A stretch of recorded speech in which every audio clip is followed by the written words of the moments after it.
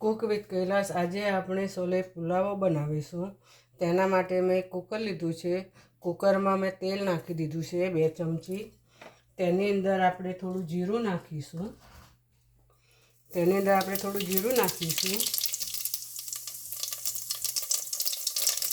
ચપટી હિંગ નાખીશું।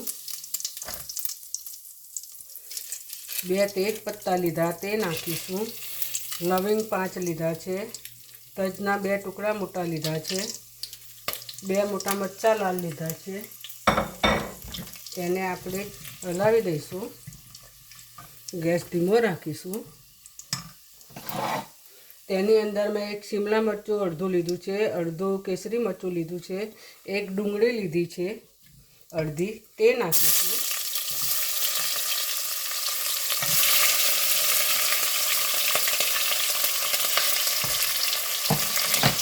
તે નાખી દીધું આપણે।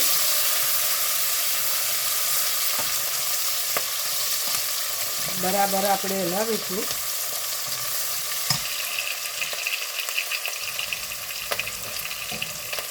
તેની અંદર મેં 1 બટાકું લીધું છે, તે નાખી દઈશું ચોલીને સમારીને।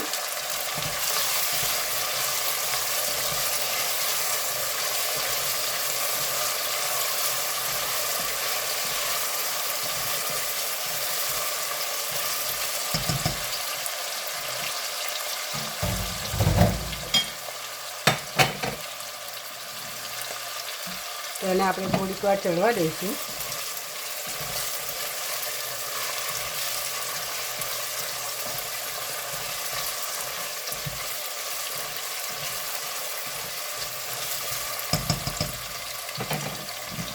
મેં 2 મોટા ટામેટાની પૂરી બનાવી દીધી છે, પીસી દીધા છે, તે નાખીશું આપણે।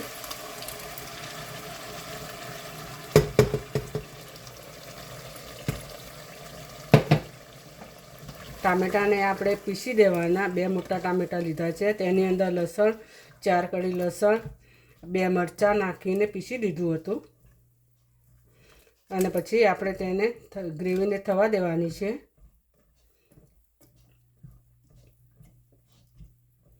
આપણે ગ્રેવી થોડીક ચડે પછી આપણે રાઈસ નાખીશું, ત્યાં સુધી થવા દઈએ।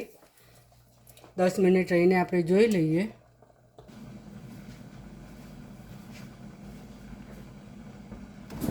હવે આપણે જોઈ લઈએ 10 મિનિટ થઈ ગઈ છે।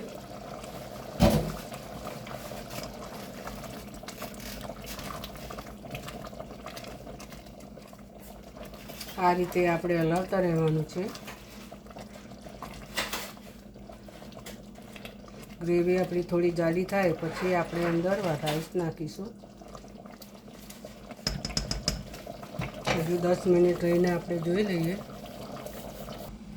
10 મિનિટ થઈ ગઈ।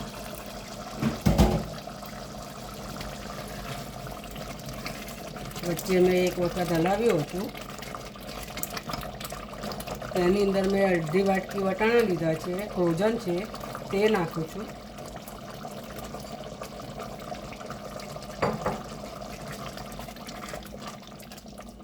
નાખીને આપણે હલાવી દેવાના છે।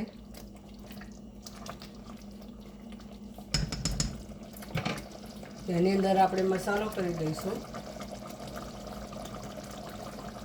થોડું ધાણા જીરું નાખીશું 1 ચમચી, અડધી ચમચી લાલ મરચું નાખીશું,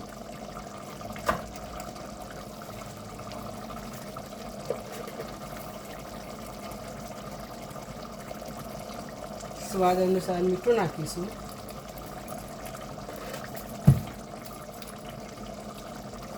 તેની અંદર મેં 1 ચમચી મોટી ભરીને બિરયાની મસાલો લીધો છે, તે નાખીશું। બરાબર મિક્સ કરી દઈશું।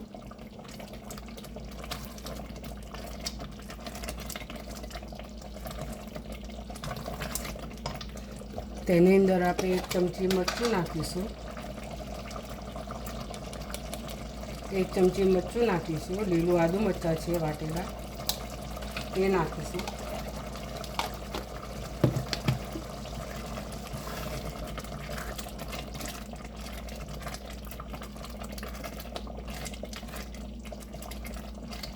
બધું બરાબર મિક્સ કરી દેવાનો. તેની અંદર મેં 2 વાટકી ભાત લીધા છે, બાસમતી છે તે લીધા છે, તે નાખી દઈશું આપણે. ધોઈને મેં બરાબર ધોઈને સાફ કરી દીધા, પછી અંદર નાખી દઈશું.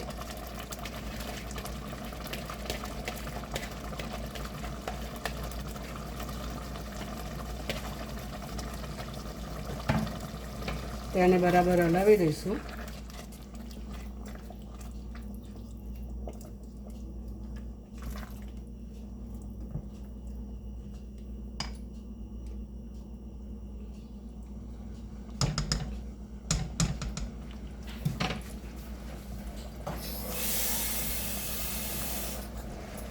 તેમાં 1 ગ્લાસ ભરીને પાણી નાખીશું.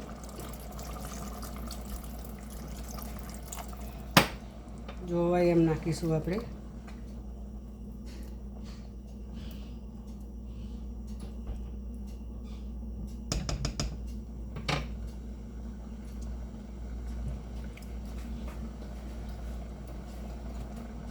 આટલો અડધો ગ્લાસ બીજો નાખી દઈશું.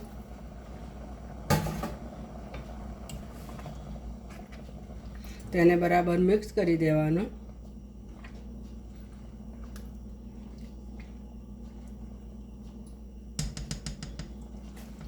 થોડીક વાર આપણે થવા દઈએ.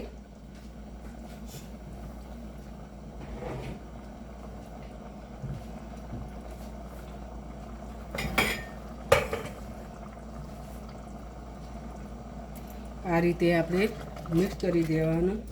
2 વાટકી ચોખા, એમાં મેં 2 ગ્લાસ પાણી લીધું અને તે ટામેટાની ગ્રેવીની અંદર પાણી હોય એટલે 1 ગ્લાસ ઓછું લેવાનું પાણી, એટલે રાસ બરાબર માપ આવી જાય આપણું. 2 વાટકી ભાત, 2 મોટા ટામેટાં, તેની ગ્રેવી 1.5 બાઉલ જેવી ગ્રેવી થઈ હતી. તેનું પાણી થઈ ગયું, એટલે પાણી બળે ત્યાં સુધી આપણે હલાવતા રહીશું. અને પછી તેની અંદર ભાત નાખી દીધા અને બરાબર મિક્સ કર્યું. અને હવે આપણે કુકરનું ઢાંકણું ઢાંકી દઈશું. મીઠું નાખી થોડું કુકરનું ઢાંકણું બંધ કરી દઈશું.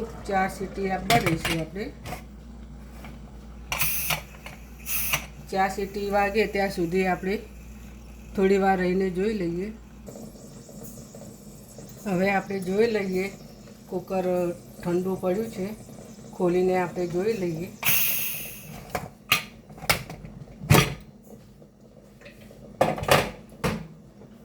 આપણો પુલાવ સરસ થઈ ગયો છે. તેને દહીં સાથે ખાવાનો. હવે આપણે સર્વ કરીએ.